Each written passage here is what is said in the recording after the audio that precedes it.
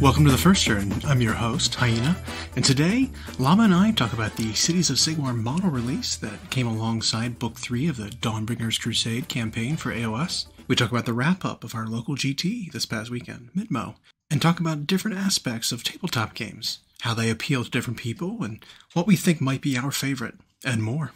If you like what you hear, give us a like, thumbs up, follow, or subscribe. Or leave us a comment if there's something you would like to hear us talk about. Alright, let's get to it. You have so many of those guys who know each other, a lot of them are very good players.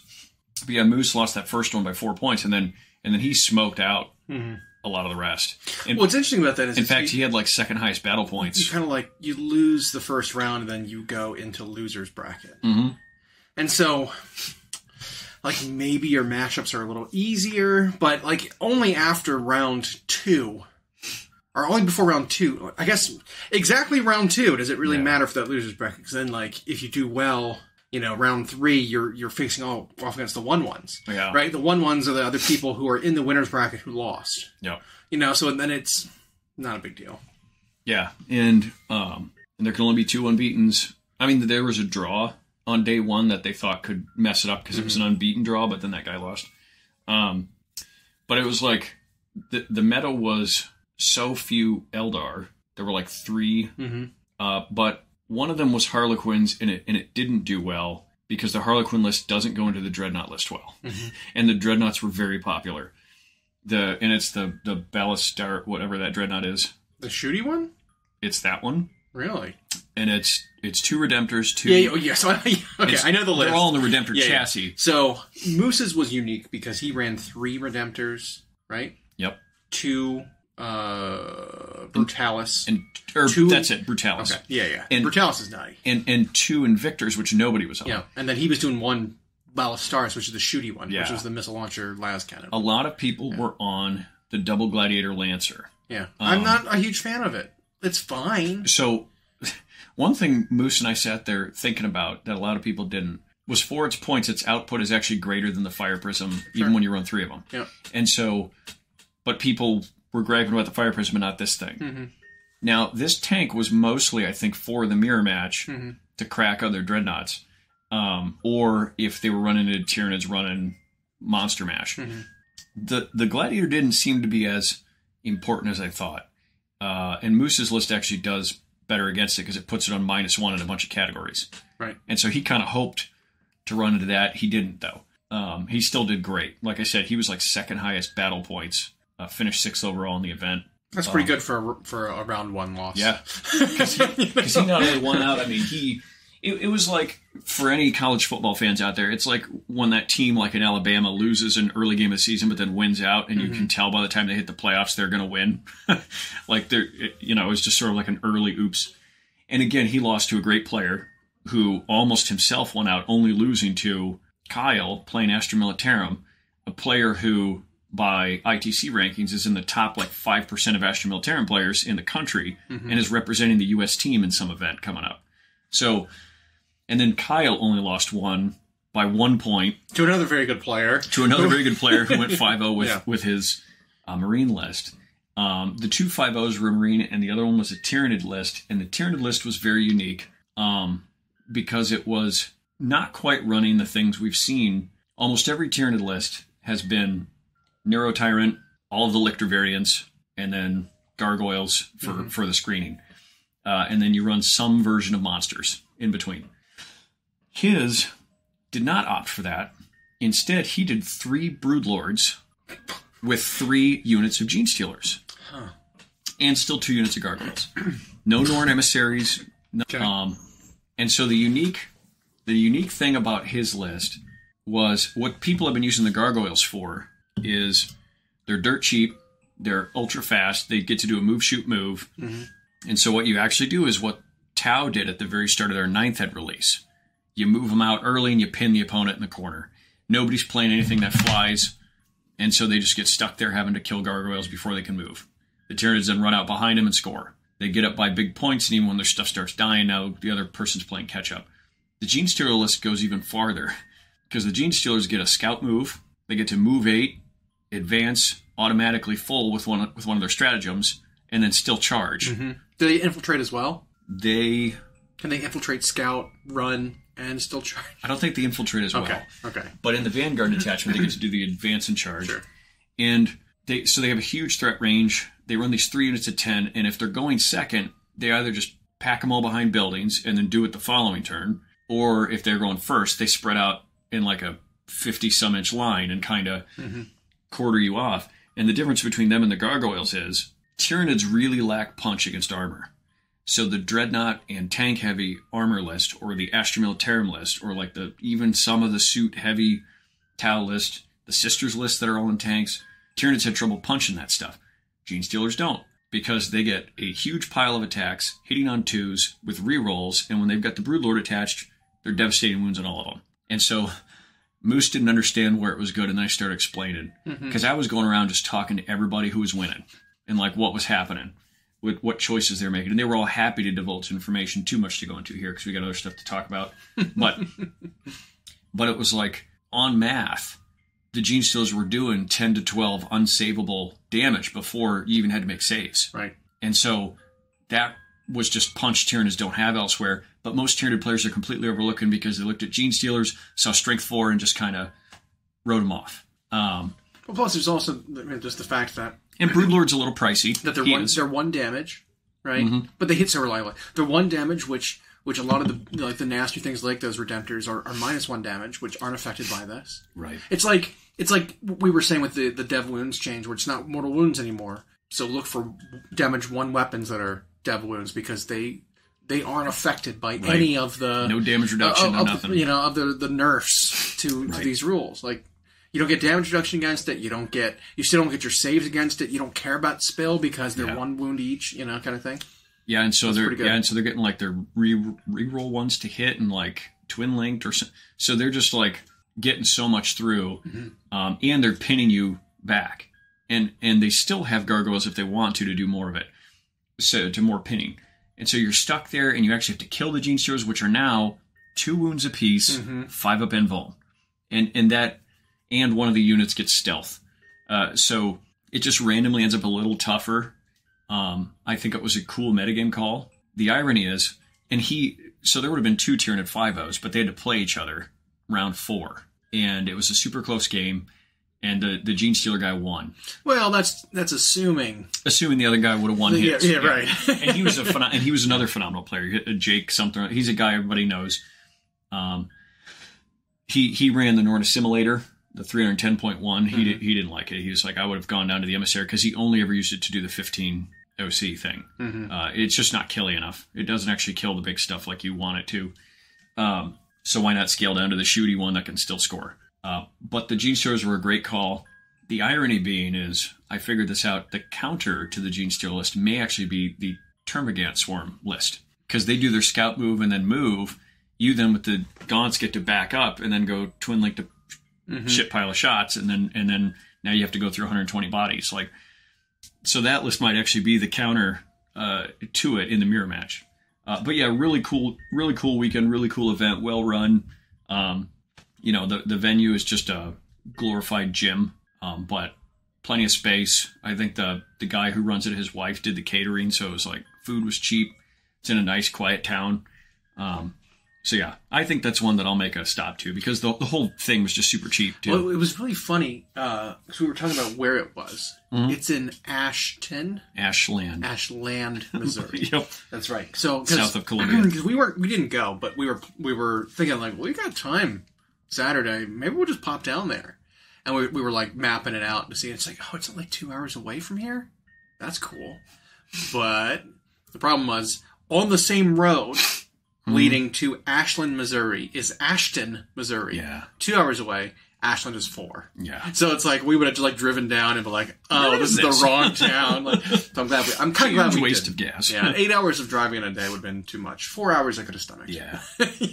Yeah. That's good. That's good to hear, though. And most of our guys had a rough start to day 1. Yep. In fact, I think all of them lost their first round, but then went on to win. Yeah. A lot. It was a pretty good spread. I think if you look at the records overall, it was net positive. I think only one of our group that I can think of went negative. was like 1-3. Everyone else was... Well, there was... 1-4. Josh, number 2, went 1-3-1. Okay, he tied. That's right. Yeah. And then Kendall went 2-3. But the thing is, 2 of his 3 losses were airtight, like decisions late that could have turned it. And even Josh won, who took what he thought was a meme list. It was an orc list with a Stompa in it. Because like that Stompa didn't work, huh? Well, the Stompa is like 200 points too much for. But he went 3-2, and his 2 losses were like 6 points and 4 points, like really close. The Stompa did so much work. There were just armies not equipped to do it. That he had one where it did like 50 damage against Dreadnought, and then he punted 2 more the next turn. Like just insane amounts of damage. But he actually used it kind of in that Norn emissary role. You move it to a center objective and say, well, if you're going to come get it, you now have to deal with all this. Yeah. So that went better than expected. And then we had another orc player, Rhino, who 3-2'd, and one of his 2 was really close. And everyone else, Larson, I think technically lost his last one. Yeah, I think he went 3-2, but it was like a 1-point loss in his last round. Otherwise, they all had a really good showing. But then most of the competition was good. You know, they were all pretty practiced. And then, like I said, I just was going around looking at matches, and then when they were done, I would ask people about their decision-making and whatnot. Overall, I don't know which factions had the worst showing. I think there was like a straight Demons list that didn't do great, but it was just someone who wanted to take one of each of the big ones, plus Bellicor, I think. So that's a meme list. Yeah. And it didn't have a great time. I mean, the player was still having fun, but don't remember his name. Player was having fun, but it just... Because there should have been, unless someone dropped, there should have been 2 05s. If there were 2 5-0s, there should have been 2 05s. Yeah, there was a young lady playing a list who hadn't played a game of 10th at all, and was playing not her army. And I think it was Sisters or Blood Angels, or it was a very red Imperial army, and I think she went 05. But everybody knows her, and she was still having fun. But yeah, I think those were the 2, maybe. Cool. Other than that, what else is there? Concert was great, but we have preview event next week. Yep. And I think what we're going to try to do is do our normal Thursday record, and then maybe try to do something live Friday. Yeah, we can do both. We can do one. We can do either. I kind of want to talk about the things before the things happen. It's a weird timing though. Because it's 9 p.m. our time on Friday night. Yeah. So that makes it a little difficult. Super rare. We'll have to try to finagle it to make it work. But I do want, and I think we might try to do something live. Yep. Which I think would be fun. It'd be our first time doing that. Haven't done that yet. Yep.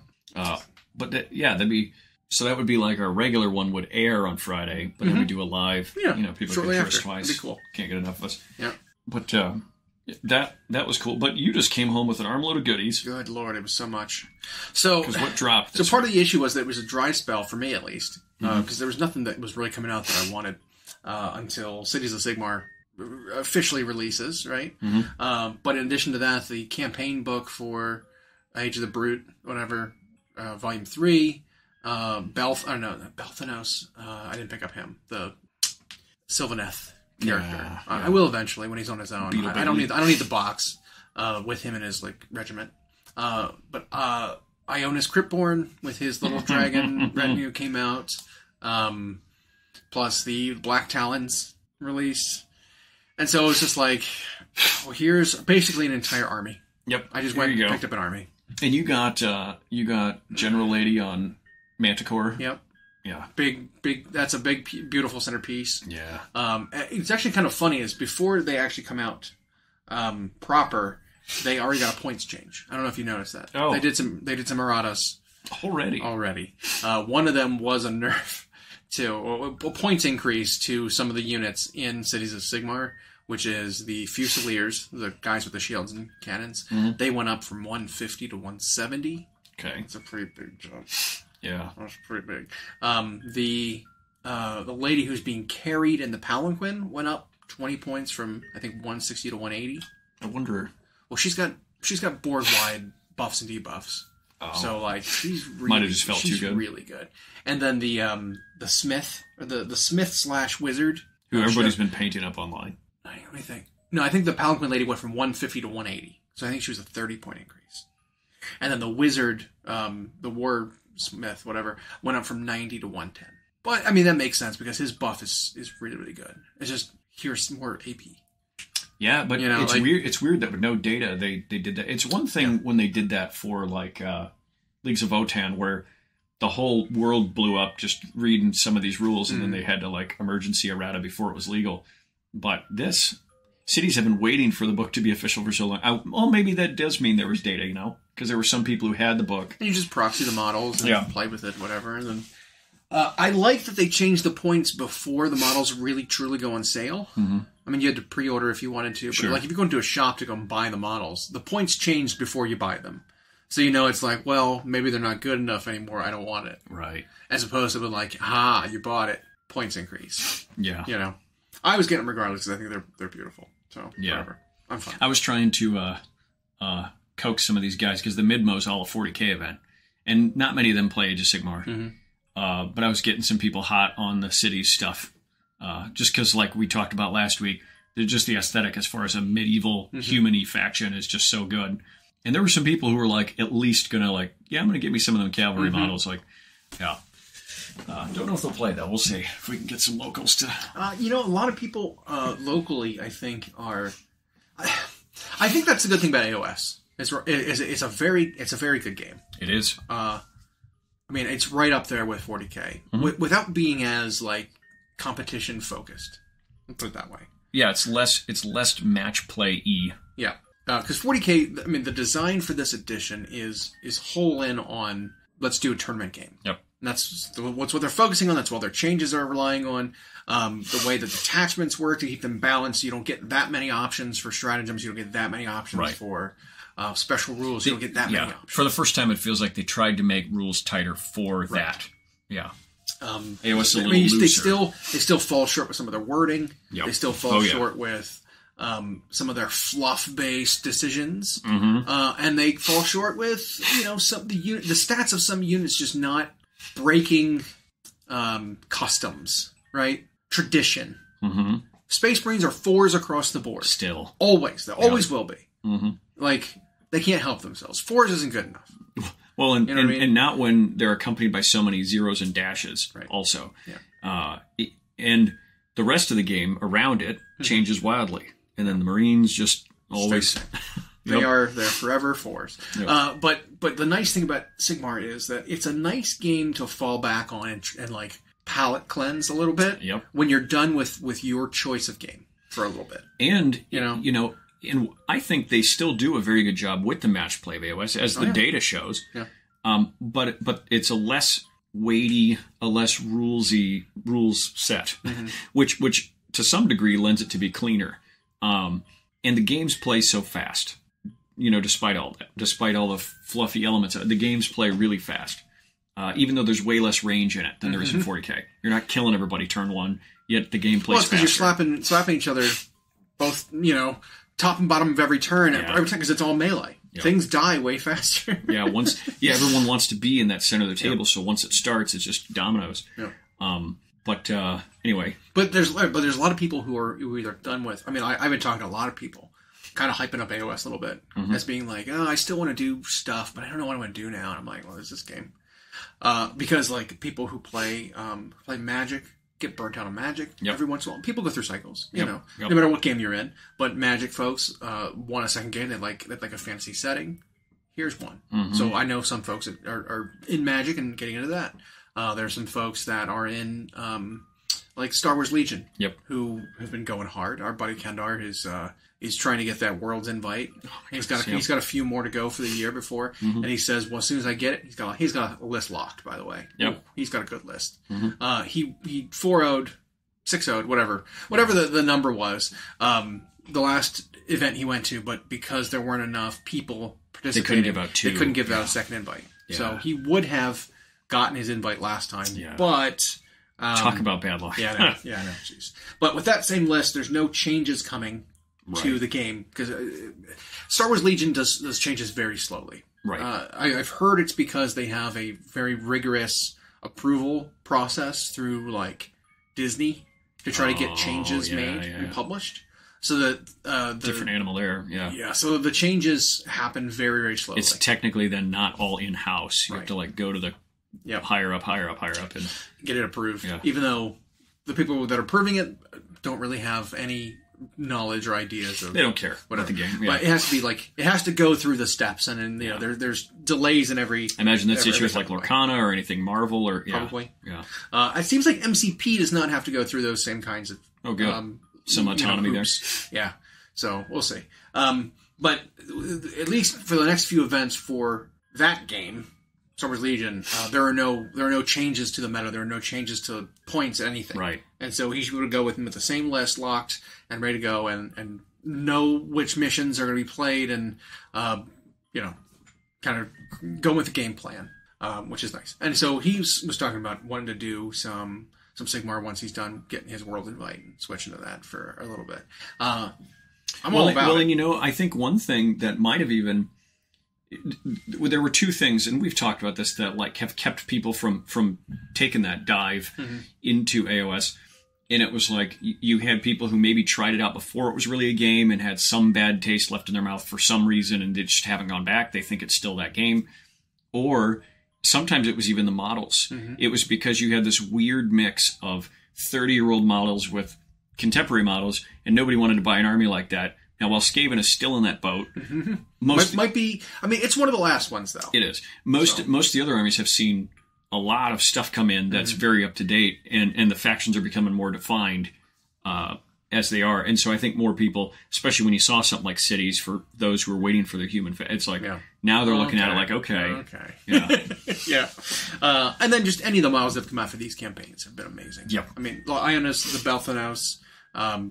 I think technically you need... People still talk about the Harbinger. Yeah. You know what I'm tired of hearing, though, is when I go on Reddit, I don't even subscribe to the Salamander subreddit, but I get pop-ups all the time that say, hey, is this dragon guy a good proxy for a Salamander's chaplain on bike? And I'm like, no. He's not at all. What are you talking about? No. That's actually a really good price for that. He's riding a dragon. Yeah, it really was. Both boxes were actually really good. I mean, I know we're in an era where we laugh about X $100 being a good price for stuff. But, yeah. Now when it's like, oh, you get 3 huge models for that. $150. Yeah. Well, and it's one you only ever have to buy once. Yeah. You know? And this, the Black Talent set, you only ever have to buy that set once. Yep. And so I don't feel as bad about... Because these characters would have each been $40 separately, and instead it's like $75 and you get all of them, like whatever. 5. Yeah, super cool. Plus they look great. I went back and I now that that'd be a Golden Demon entry as a unit. Oh God, yeah, it would. Yeah, but I feel like you wouldn't be alone in that. Someone else would submit it to. Oh, they have to. Yeah. In fact, there's some models that have come out in 2023 that I just expect to see in droves in March. One is that Harbinger for Nurgle. Yeah. Everybody's painting that thing, and it looks great. Even when I watched like Duncan do his Tabletop Plus version of it, it's like, that model's just so good looking. You have one, right? I have one. Okay. It is assembled. Okay. That is it. There you go. Yeah. Sweet. I rest of the box isn't assembled. That came in that Battle Force, whatever. Whatever. You got enough of those already done. Yep. But yeah, I mean, there was just so many models that came out that were just great. I love the whole Cities of Sigmar aesthetic. Yeah. And I've never really enjoyed human factions. Even look at the Cavalier Marshal. Yeah. Spectacular. Like, he's got that very similar pose to that Harbinger of Decay, but is not Nurgle. You know, like the two models look like they even like posed him facing this way instead. Like it's just the opposite, the mirror of him.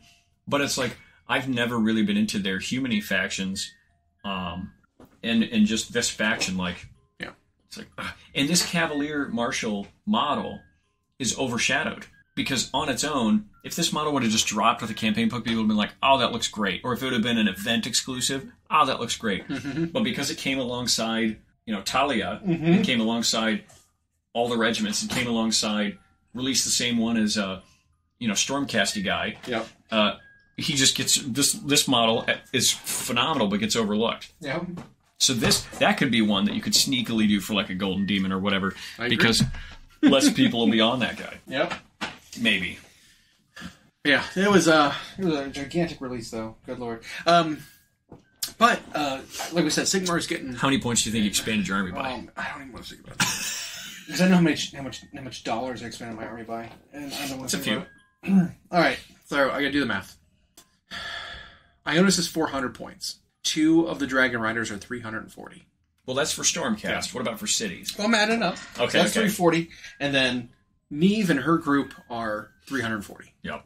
So that right there is like 1,000 points of Stormcast. I just added 2 boxes. 1,000 points. Like 1,000 points. Cities, I got. I mean, this is only the first pass. I've got one of every box. And they only had so many in, right? Yeah. Because it was allocated. Yeah. So I got one of each box. Talia is not super cheap. I think she's like 300-ish. The Marshall's only like 130, 140. Oh, I suppose they're all probably lower points because they they're humans. are. Yeah. The Fusiliers are 170. The Command Corps, I think, were like 200 points. Did the cannon come out too? Yep, cannon's here. It's 130, 140, something like that. So it's only like, I don't know, like 1,000 points of cities. Okay. 1,100 maybe. Yeah. Whereas, like I said, the Stormcast alone are chew up points are 1,000 right there. They chew up. So you were saying but Age of Sigmar. Before I interrupted you and asked how many points you've added. Oh boy. Age of Sigmar. It was like gaining traction. Yeah. So it's kind of like that fallback game where it's like you get tired of whatever game you're in. And like what we were saying was Kendar was going to be doing the same. So like in our local community, I mean, like probably like, I don't know, 8-10 people are interested in playing it now all of a sudden. Well, and I think as a fallback game, that's referring mostly to the people that are hardcore tournamenters. Yeah. Because when they're playing hardcore tournament Magic or Legion or in this case 40K, the prep, playtesting, and then the travel and the events themselves can burn you out, and you sometimes need a break. And then you can do this, and it's fun and fast, still with arguably better looking models than any game. Is it an argument? Because it might not. So I'll put it this way: because the models are better, top tier. Yeah, the models in AOS are better than 40K models. Yeah, because like 40K models are boring. No offense, a Space Marine can only be posed so many ways. Yep. He's still a Space Marine. He's still a Terminator. He's still whatever. I mean, besides like Tyranids, who they've come up with new large monsters for. It's not really been much new, different things. It's how many different kinds of, so established. How many kind of tanks can we have that all basically have the same aesthetic? Yeah, I think it's the attachment people place to 40K probably. Sure. But it's the lore too. Yeah, the best looking models, and if the match play itch gets them, there are still events they can play for this. They just always feel less stressful. Yeah, because like the AOS event that takes place at Adepticon, for example. Gets a huge turnout. I mean, it's almost the same size as the 40K one. Yeah, it's like 200 whatever players, and then the team one was almost that many. Yeah. The room's full, but everyone's just a slight little bit more relaxed. None of the games are worried about going to time because like we've talked about, it goes so fast because all the action's in the middle of the house, and so this is a great one for those players to take a breath, and it's a great one for people who are diving into miniatures for the first time. Absolutely. The detail on the models are so exaggerated that it's like really easy to start painting them. Yeah, they're all hero scale-y, kind of. They're a little larger, which I mean you can get so much detail into like busts and 40 mil scale models and stuff. They are a little higher scale. They are like I said, there's lots of feathers, there's lots of fur, and that kind of stuff that lends itself to new painters painting it, trying out a lot of different stuff. Or like even looking at that Frigo Marshal, he's got a wooden chest on the back of the horse. Yeah. So now you have different textures you get to play with. But the detail in them is so exaggerated that it's not like, well, I have to freehand fur. It's like, no, these fur tufts are enormous. They're like claws and spikes. Like they're really easy to know like where is the spot I need to highlight on this tuft? Oh, it's this ridge on the top that's gigantic. And it lends itself to, obviously, GW's ideas for their painting system with all their technical products. And I think there's an appeal to fantasy imagery getting people into a game first before sci-fi. Like sci-fi branches off into so many niche things, whereas fantasy is sort of all-encompassing, and most people can like it. I feel like there's a difference in people who like Lord of the Rings, correct, compared to Star Trek. Yep. Right. Those are two very different nerds. Yep. Right. Because with like fantasy, it's like I like the romanticism of fantasy and like the ageless elves and right. and stuff like that, dragons hoarding whatever nature that looks untouched everywhere. Right. And, yeah. Whereas like when you get into something like Star Trek, you're like, well, how's the science work? Yeah. Yeah. Right. It's like a different kind of thing. Yep. I mean, it's different sides to a coin, right? Because I mean, look at Star Wars. Star Wars is while it's a sci-fi story, epic, whatever, it's still very much a fantasy story. It's magic and space, like a lot like Dune. Yeah, which Star Wars draws a lot of its and influence from. And so like it's different people are drawn to different things, but I mean, it's still sides to a coin, right? Yeah, it's just I think you're right with trying to paint models for the first time, especially when it's not like a hardcore sci-fi nerd. Normal people getting into painting look for fantasy models. I feel like a lot of D&D players, especially. I mean, that's where I was going next. Is D&D is fantasy. I've seen a number of people just in the store, both pre and post rearrangement, who you can tell are just role players. Yep. They do their game nights with their friends, and they walk over to the D&D section, and the miniatures are okay for that. They're $4, and they're fine. But then they'll like wander over and be like, "What's this?" And the price doesn't even bother them because they're like, well, I want that thing to be our manticore or our chimera or whatever. We can, and I want that guy to be my wizard, and I want that girl to be my assassin. And so they see the stuff, and it just looks so good. And I think you get a touch of a wider audience. Also, when you're a new painter, something like a Space Marine is often shown around online as like the baseline. But I think a Space Marine is actually harder to start with than something fantasy. Because Space Marines have these big, smooth, rounded shapes right next to hard edges. And to make it visually interesting requires a lot more effort, especially on a big domed shoulder plate. And then to make a backpack interesting and not, flat and wash. Fantasy, you get the space broken up. Fabric is tied with rope, which is overstrapped with leather, which is carrying a wooden thing. And then and so you have like these short spaces to work on different textures. And those short spaces lend themselves to things like washes and cheating the highlights in a short space. Even if you would cover the whole thing with a base coat and then wash the whole thing, it would probably look a lot better than trying to do that. I mean, on a big Marine, you get coffee stains, you get uneven settings. I mean, it's kind of discouraging for new painters when they try to start a Space Marine. When they do that, I'm going to base coat it. I'm going to wash it. Why does this look so bad? Yep. Like that's a very common thing. Why did it not cover that circumference nice? And then there's cylinders for the legs, and they're also smooth. And I actually think a Marine requires a step up. Like that's when you're trying to push yourself, you do that. Or if you already are an advanced level painter, a palette cleanser, you go to a Space Marine. Yeah, and I give out a lot of painting advice when people come in, and I hate when they're like, I'm trying to do Marines. I'm like, okay, and I want it to be black, or I want it to be white, I want it to be yellow, I want it to be red. It's like there's so many colors where I'm like, don't start with Space Marines then. You picked one that if you're new, that's going to be a pain. Right, and so like I give advice. I'm like, well, you need these 7 colors, and they're like, why can't I just do it white? And I'm like, well, that's a complicated question. How long do you have? Yeah.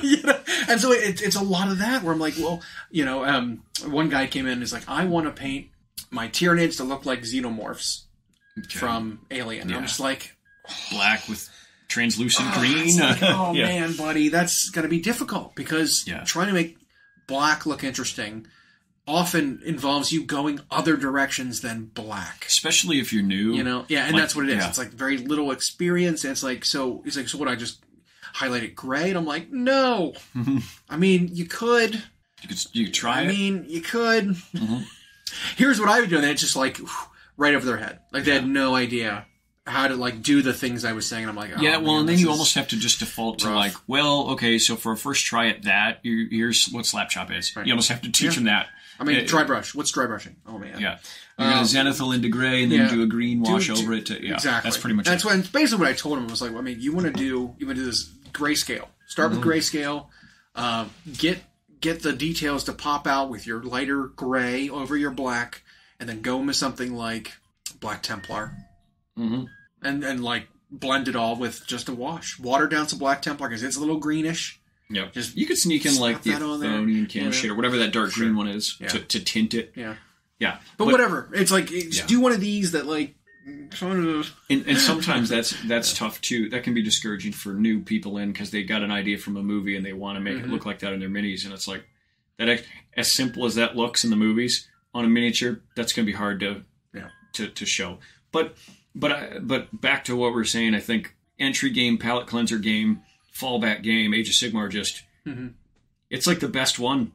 It's a great premiere game on its own, but it's even the best one of that. Anytime we've watched players just around us, and so this may be anecdotal, want their palette cleanser, they'll jump into Conquest or jump into MCP, and all these games are fine, but they don't end up sticking with those. There ends up a big problem that they know is not going to get fixed for a long time, and so they're like, well, now what? And then we're like, there's this one over here. Nah, I'll just wait for Old World. Yeah. I'm going to get that Bretonnian Noble. Okay. On the Pegasus. That model I is thought great. those Foot Knights look spectacular. They also are great. I'll have to get those. I don't know if I'm actually going to play Old World ever. Well, I mean, I've got an army. I've got my Tomb Kings. I've got a full Tomb Kings army. Still in rectangles. And you know they're going to get some new stuff. Right. And so it's like, I could... Yeah. But it'd be like begrudgingly playing the game out of like obligation to these old models. To give them some table time. Right. You know? Like, it wasn't a waste. And when they showed off some of the stuff with how the units form up and everything. So, I mean, I liked... So they've done a few articles now telling you, like, here are some of the rules we're working with. I was like, all right, it's phase by phase, like, we like that. Like, okay, cool. They showed up something else, and it's like, okay, cool. And they're like, and here's how movement works. And they showed these diagrams of wheeling, and I'm like, oh, this is the worst. Which was already, like, one of the worst aspects of the game. It is the worst aspect of that type of game. And it's awful. I hate it. As we found... literally 30 seconds into playing the first demos of Conquest before it was released. Yeah. Myself, Moose, Larson, we're all there at Adepticon. And it was the first movement phase, and we were like, so wait, so we can do this when wheeling? And then they were like, not in the spirit of the game, but yes. And it's like, oh, exploitable instantly. And it was like, and now this is back in Old World. Yeah. Yay. Well, it's also, they showed off the fact that movement for charges is based on your speed. Mm-hmm. And again, that's another thing where it's like, okay, so some units will never get to charge because cavalry is faster. Therefore, don't even try to charge because you're never going to get in range. No. Ever. Yeah, dwarves, like, good luck. It's like most games have like some level playing field when it comes to certain mechanics, right? Like certain things, yes, you can move faster when you move, but once you end up charging, you still only have a 2d6 to try to get there. Yeah. Right? So it's like... And then usually you get to move and then try your charge in most games. Right. This kind of game where it's either you give up your moving and attempt to charge, or you move and you do your wheeling and stuff. In a game like that, you have a very specific maximum range. I'm not going to move. My movement is 4. I get that as part of, my charge move. But then I roll 2d6 and take the best. They said that was the charge move. So it's like a unit that has movement 6 has a maximum range of 12 when they're charging. So your turn has to start with your opponent within 12 for it to be possible for you to make it. Because you have to declare the charge. Yeah. In that movement. Yeah. But a cavalry unit who might have like a movement of 10 gets also to roll a d6 and add it to their charge. So as long as they stay 13 away from you on their movement, you never get to charge them. You never get to charge them, but they will get to charge you. On average dice, they make it. Yeah. So it's that kind of thing where it's like, well, this is very, very exploitable. Yep. Without some kind of mechanic of like alternating activations or like randomized turns. Right. Something like that. You were just not going to ever be able to make the charge. Side note is that randomized top of turn in Age of Sigmar is one thing that makes it so charge blocks and other sorts of movement are not as predictable. Like you don't get to have that in your back pocket because the opponent could get to go or you. Yeah, you can't math it out with geometry and be like, well, I just win. Right. Like there's that. You have to keep in mind that your opponent could 2 move in a row. Right. To counter your things, you need to be planning for that. Mm-hmm. Right. Like that was one of the things that I had as like agreements with Conquest and with Fantasy. I'm like, well, I know exactly the ranges. Or in what else was it? War Machine was another example where it's like cavalry is just straight faster, As long as, like, if I move up and you shimmy back to stay out of the range, you can constantly stay out of my range until you're ready to attack me. You always get to decide, yeah. And it's like, this feels really, really bad. Nope. Because that one was even worse because it was just double your movement. So, like, you just, if you were a 5-inch move, you just went 10 when you charged. Yeah. It was something like that. And so, if you have a 6-inch move, you always go 12. So, like, my 10 will never get in range of your 12-inch charge. You're always going to get to attack me first. And even worse, they can feed you garbage units in the way. Yeah. And I don't know if we've seen that yet for Old World, but there used to be a thing in Fantasy that was basically march blocking or charge blocking. I don't think we've seen that yet. Where you like just flew like a single eagle up there, and like now the enemy can't march because the enemy is distracted because they see an eagle nearby. They can't march in formation or do this kind of stuff or reform anymore. Like and they couldn't get within so close of it, and so it was like you effectively blocked their movement with an eagle down the flank. Yeah. It didn't work forever, but there were a lot of editions where that was a thing. I feel like the biggest problem with it was that it was it was next to you, so you could never do anything to it. Mm-hmm. If it were like, this thing is in my way, literally in my path, sure, you're march blocked. Yep. You either charge it and go kill it, or you try to like wheel around it to go around, right? But the fact that it was off to the side and it was just near you, it's like, well, I can't run straight because it's to my right. What kind of nonsense is this? You know, and like I said, it's like look, there's a squirrel. Like your soldiers are distracted by an eagle being over here. I think in their efforts to try to give the old fantasy players as much of the game that they remember, it's going to have all of the same problems that the game they remember had. Yep. Well, I mean, they showed even with the formations, with marching formation and fighting formations being different, you have to rack up your models. Oh my god! That means you can't have just like pre-done blocks. No. You actually have to have individual models now to rechange the width of your line. Right, because there was the march formation and the fight formation, effectively. I hate that. I hate the fact that some models or skirmishers are just loose formation. You're on rectangles and squares. Yep. But this unit, because it's a skirmish unit, does not have to obey any rules for a rank and file game. I could just be wherever I am within 2 inches of one another. It's like, okay. And that was the thing. There were some Skink, Ungor, and some other like units in the old game that were like that. And it was so weird being on squares where they're loose. I mean, there were some cavalry that were like that. High Elf, what were they called? The bow and spear guys from High Elves? The light cavalry? Remember those? But they were like that. Oh, okay. With the Lowthorn cavalry, whatever they're called. I can't remember what they're called now. No, but they were like that, where it's like, oh, well, I'm a cavalry unit that doesn't need to rank up. And I just, like, the simplest thing they could have done if they really wanted the rank up system was they had the movement trays-ish in War of the Ring, which was a version of Middle-earth they did a long time ago, where the models themselves were on round bases that sat within platforms. Yeah, akin to Conquest. And Conquest does that. And it's like, first of all, models just universally look better on circular bases. They just do. They look more finished. Yeah. And by doing this, you put enough space between each model that you can actually make their poses a little more dynamic. And it would have avoided this. Well, Conquest also does it in what are called stands. Yeah, that's it. Yeah. So your little square that your guys all slot into might have 4 models on it. It might have 2 models on it. It might have 1 model on it. But it's still called a stand. Correct. And so, like, when you rank up, it was like, you don't actually start moving models until the entire stand's worth of stats dies. Yeah. You know, and so it was like, it was easier to kind of move your models around and do stuff with your models because we're having to worry about, like, oh, well, how many skeletons died? 13? Okay. You start picking off 13 individual skeletons that are just going to reanimate the next turn. You just put them back. It's right. It's awful. You better put them back in the right order. They're not going to stand up because their spears or whatever. And that's where you need to do that. Separate like the aesthetics and the front from like the rules from like the fluff to make something more practical. Because otherwise, it's just all of those same things that were a headache about the game are still going to be a headache about the game. Yep. But nothing wrong with buying cool looking models. I know. And putting them on a round base. I like that. I will. You know what? I will. Yep. Because fuck them. Yep. Yeah. I anything that I think I've switched over to round, I'm definitely not going back to square.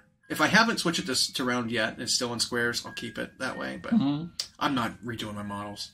No, sorry. I've got white lions. I've got what are the little skirmishy guys from High Elves called. The Swift Hawk ones, right, those guys. Shadow Warriors. I've got Shadow Warriors. I've got Elethanars, folks. Yep. Yeah.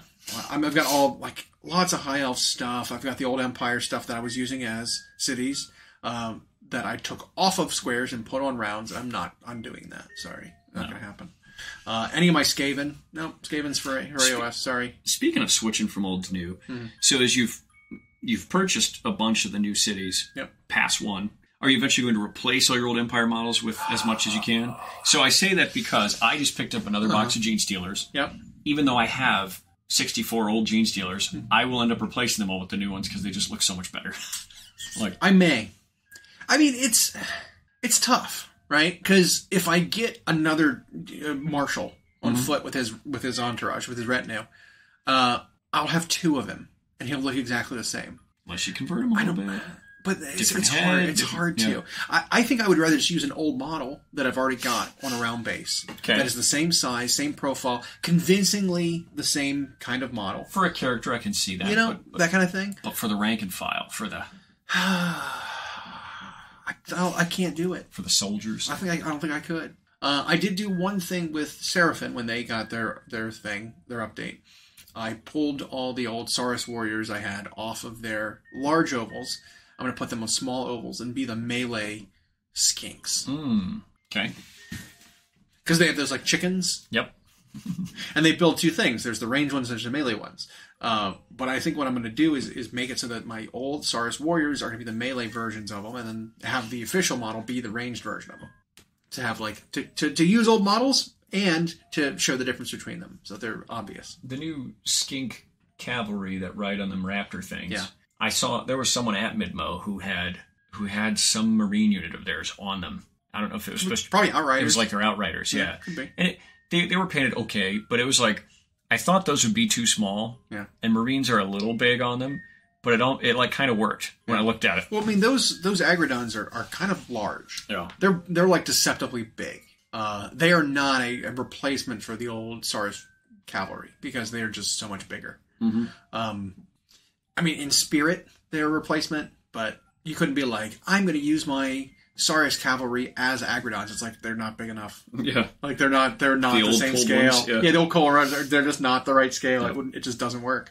So that's the only thing I can use those old models for, is this. Which, whatever. It's fine. But with the cities, I mean, I think I could rig it up so that it was a convincing proxy, but it won't look right. If I put a shield in front of my handgunners, it's not going to be right. That's not going to look right. Or so you might slowly replace them, update them all. Yeah, or the Frigo Guard are not heavily armored enough to be steel helms. Right. It's just a completely different aesthetic. Yeah, it is. I might use my great swords as Drukari or Druki. The Hargoneth guys. The Hargoneth Executioners. Something like that. I think that would work. I could use some of the elves, this more sneaky elves, as the huntsmen. I'd have to figure out some kind of dogs to run with them. That kind of thing. I mean, that would work. So I don't know. I mean, there's some stuff I definitely think I can use, but some of it is just going to have to go the way of the dodo. Way of the dodo. Yeah, just have to go. Yeah. And I understand fiscally why people keep old models and still use them. I mean, especially when GW's allowing you to, they haven't changed the size of some new ones so much. Right. The new Gene Stealers aren't larger than the old ones. The detail's finer. Right. So they've got thinner limbs, and they put them on a bigger base. Finally, yeah, that's good. They're on a 28 or 32. 25 is ridiculous. Yeah. I mean, there are some examples of you not just straight up not being able to use an old model when a new thing comes out, even if it's a replacement for it. One example of that I think is the new not Titanicus. The new epic that they're coming out with. Imperialis, yeah, they were showing off just the scale comparison of new Imperial Knights and new Titans and stuff compared to the epics old ones, and they are just, I think, intentionally significantly larger so that people can't use their old ones. I mean, I think that's a part of the decision making. Is it's not just it's easier for us to make in this scale, which it is, and put more detail into the model at this scale. it is. But it's also like, we want you to buy new models, not just be able to use your old ones that are all, 30% too small. Because they were showing off like the difference between the old Predators and the new Predators, and it's like, yeah, this is like inexcusably small. Yeah. Like you couldn't get away with using this. And I know the Titanicus Titans are supposed to be closer to correct scale compared to the tanks and Marines than the old ones were. Because the old ones, they were far more limited in their production. But yeah, I agree. It's like they basically want this to be you're going all new. Yeah. And that first box set is probably a decent value that's coming out to get into the game. It's quite a few models in that first. And that's the other thing that's weird to me. The infantry in that game are on circles. They're on circles. Yep. Because I was looking at that too. Because it's like in Old Epic, you had ranks of like 5 wide rectangular infantry and like 3 wide rectangular like Predators and weapons teams and stuff. And this one, they're like 5 bodies on a round base. Mm-hmm. It's like, oh man, they're just sweet. Old is new and new is old. It's funny. Looks better that way. I know it does. And then the rules are more about like the whole unit and not each individual. Yeah. Which is fine. I'm sure it's fine. I mean, there's definitely no one in our local area that's interested in it. I know we had one guy talk about it because he thought it looked neat. I know there were delays for a number of unfortunate reasons where they literally had to like throw out all the books and start over. So there's been a delay in the release of it. Yeah, I guess we'll get to talk about that. Although that game is not on the docket for next week's preview. I didn't look at the docket. What was the list of things being showed off? Every game except Blood Bowl and Legions Imperialis. Okay. All right. So if we run it down, it's the 3 big ones. 40K, Age of Sigmar, Horus Heresy, the Old World. 4. And then Kill Team, Underworlds. No Warcry. Oh, no Warcry either. Yeah. What's the Necromunda. Necromunda. Yeah. Okay, cool. Yeah. No Warcry. No Warcry. Because that's usually, they're not only great value sets, but then they're models that we get to use in AOS. So we're always a big fan of those. Because the Warcry ones have always been surprising releases that we're like not expecting, but then it ends up great for an update to. There was a really interesting thing that happened because they've sneakily brought out some rules and things without notifying anybody.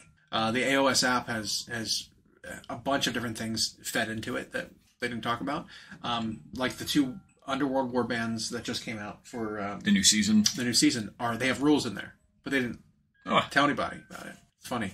Because I was looking for the PDF, and I'm like, there's no PDF of this. And I looked in the app, and sure enough, they were there. And one of them is an Ideneth. Yeah.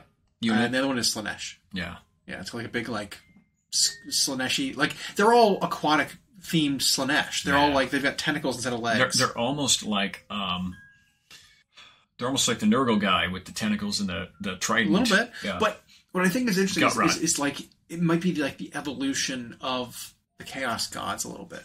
Right, because Ideneth are aquatic elves. Mm-hmm. That's where they live. They ally with aquatic creatures. They ride the Ether Sea. Mm-hmm. Why wouldn't it be that the demons, the demonettes, and the whatever's the heralds that haunt them? Because they are still prideful. They're still elves. So why wouldn't it be that the Slaneshi demons that are chasing them and trying to get their souls wouldn't be like aquatic in theme? Yeah. Why would they just be like normal demonettes with bird legs and stuff? Like why not have tentacle legs like octopus legs? Like, and they did it in a way that made them look distinctly different from the Nurgle aquatic stuff. So that was really neat to see. Yeah. Super cool. But they also gave out a PDF for Warcry if you wanted to bring in this new AOS stuff, the new Cities stuff in Warcry. Which is interesting to me because they came out with a Cities warband recently, which was the Hunters, the Wilder Corps, those guys. They were a proper warband for Warcry, right? Yep. So it's weird to me that they're like, oh, here's a PDF of also all the other Cities of Sigmar stuff to play. It's like, huh, okay. Yep. Just interesting. That kind of stuff has kind of popped out. They had a couple FAQs recently and erratas for some of the armies. We were talking about the dreadnoughts being so heavy of a influencer for the meta. One of the things was a stratagem that gave a dreadnought character stats, I want to call it, basically, for a turn.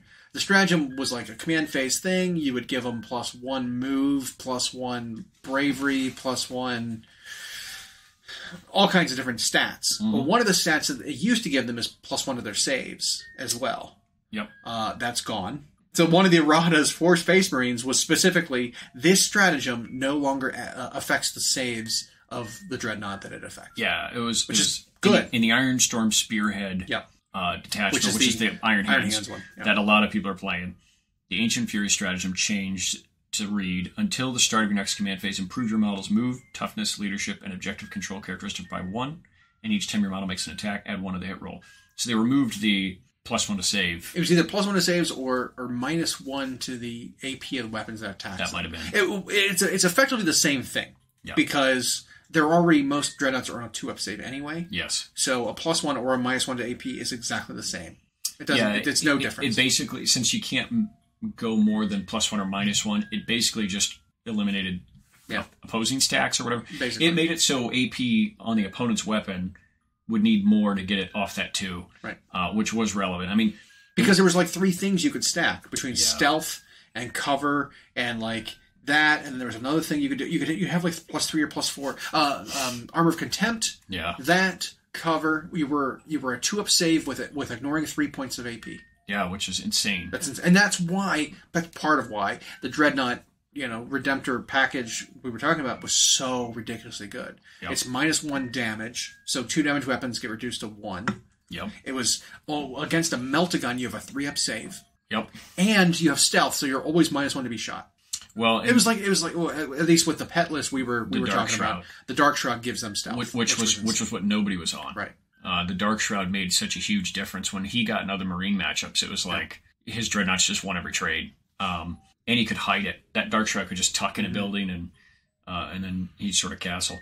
The other changes to the Marines were pretty small. They let Kasharwa Khan join the Company Heroes Which is unit. fine. He should have had that anyway. Yep. And then for the Chapter Command, which was a Crusade rule, it just gave it +1 toughness to the model and the unit for the Ardent Protector's Battle Honor. Small changes. Yeah. But that one is basically ignorable because it didn't matter. But the other 2 were like, one was relevant, one was not really. Yeah. And we won't see much until, I'm assuming, the World Championships, which are next weekend. Hopefully after World Champs. Yeah. There will be a chapter approved shortly after to address some stuff. Seems to be how they do it. You get a big event, and then they're like, what do we need to check? Done. Yep. And it's almost predictable now. It's like when GW had previews, when GW had rules changes, it was always like they kept it secret until they dropped it. That's a weird business model. Now they do the opposite. Now it's like, well, these certain times a year, we're always doing our General's Handbook, our Battle Scroll, or our chapter approved data slate, respectively. And then after major tournaments, look out for updates. And they tell us when the preview events are coming. So I think that's a lot better. It really is. They can keep some of it secret to surprise us, but tell us the when. Contents of the previews, sure, keep that a secret. Yep. I love that. Yep. But don't keep changes that it's a rule secret. Yeah, right. Like don't surprise us when it's going to drop, because if you drop it randomly sometime, I mean, part of when they were out of touch with the community. Yep, they were. Yeah. Communities ran all the tournaments. Yep. And so they didn't even consider dropping a change to the rules or points or whatever, and how that would affect any kind of tournament circuits. Yep. And so it was just like they would just randomly drop them when they needed to be updated, and it would affect some upcoming tournaments, and they had to scramble to figure out if they were within the cutoff time, and people need to change their lists and change their play styles because things, it's not great for the community. Well, and I love that they're advertising. We're doing it in December, and it helps people manage expectations. You can be like, you can have something that that the community knows at large. It's like, whoa, this is way too good, or oh, this is bad, or this doesn't work right. Okay, well, they've told us. And instead of falling into despair, you go like, well, we know it's going to change. We know this many times a year they do the thing, and then a tournament's coming up, we'll see. Yeah. And side note, this is a smaller thing. Points, it's the same way. Like, there are some people who think that because 10th edition eliminated like individual war gear costs, that it's somehow lazier points writing, but I still remember edition after edition where things like a movement speed or the toughness of that stuff wasn't factored into the points. It almost seemed like they just arbitrarily came up with a number, and then you went the whole edition without them ever changing it. And now it's so much more granular. That sort of stuff they try anyway to factor in. So they're trying to hit it more. Yeah. But I like to factor in all sorts of granular things ahead of time. Whether I'm thinking what's big on the plate or what's small. What's your main course? What goes on the side? Yeah, I like what makes for the finest, like, tasty morsel. Yep. You know, and it's the perfect bite. Finishing salt at the end. Sure. To give it that little extra. Yeah. Makes me think we should probably go eat. We should eat. Thanks for listening. We hope you enjoyed. Check out our new episodes every Friday on Google Podcasts, Spotify, and Audible, or on Podbean. You can also follow myself and Llama on Instagram for more. We are at Hyena Paints Minis and at Llama Paints Minis. Music provided by Kevin MacLeod at Incompetech.com. And as always, we will catch you next time.